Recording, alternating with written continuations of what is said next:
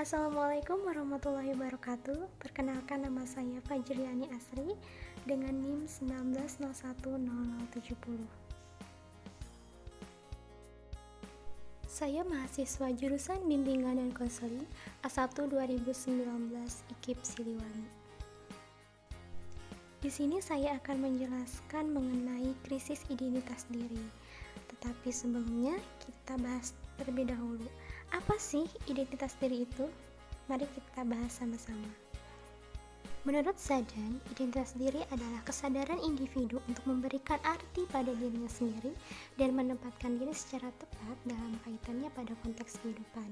Sedangkan menurut Desmita, identitas diri sebagai suatu kesadaran pribadi akan kesatuan dan kesinambungan serta keyakinan yang relatif stabil di sepanjang rentang kehidupan.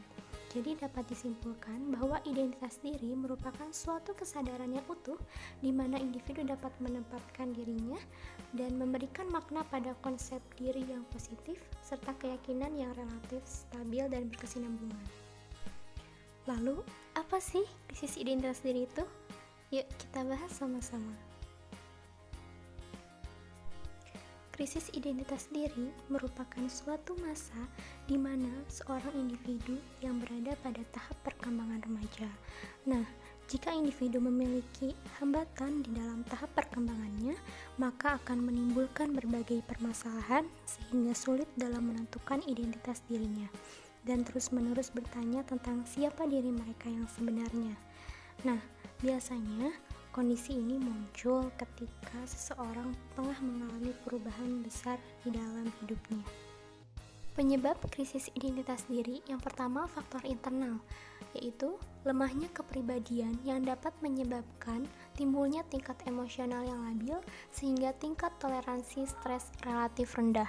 Lalu yang kedua, dinamika relasi khas antara faktor psikis dan fisik yang kurang menguntungkan remaja. Lalu yang ketiga, kurang pengalaman karena faktor usia sehingga masih kesulitan dalam menalar atau menganalisis sesuatu. Lalu yang terakhir, kurang religius sehingga perlunya pendalaman etika moral agar remaja dapat mengontrol dirinya sendiri.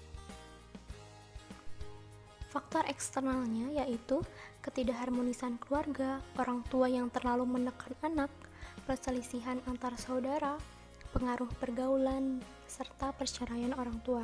Nah, kasus perceraian orang tua ini sering ditemukan khususnya di Indonesia, sehingga remaja menunjukkan kesulitan penyesuaian diri di dalam bentuk masalah perilaku, kesulitan belajar, atau penarikan diri terhadap lingkungan. Hal ini diakibatkan karena adanya kericuhan batin dalam diri remaja karena tidak memiliki keluarga yang lengkap yang disebabkan karena perceraian. Berikut merupakan akibat krisis identitas diri.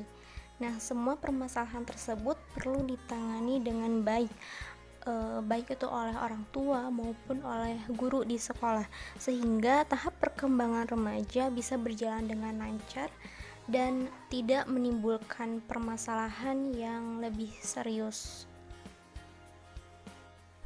Lalu, adapun bentuk-bentuk krisis identitas diri.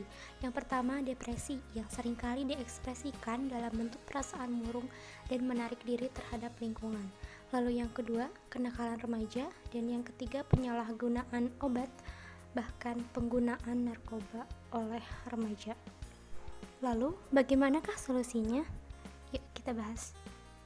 Nah, ini merupakan solusi yang dapat dilakukan untuk menangani krisis identitas diri siswa.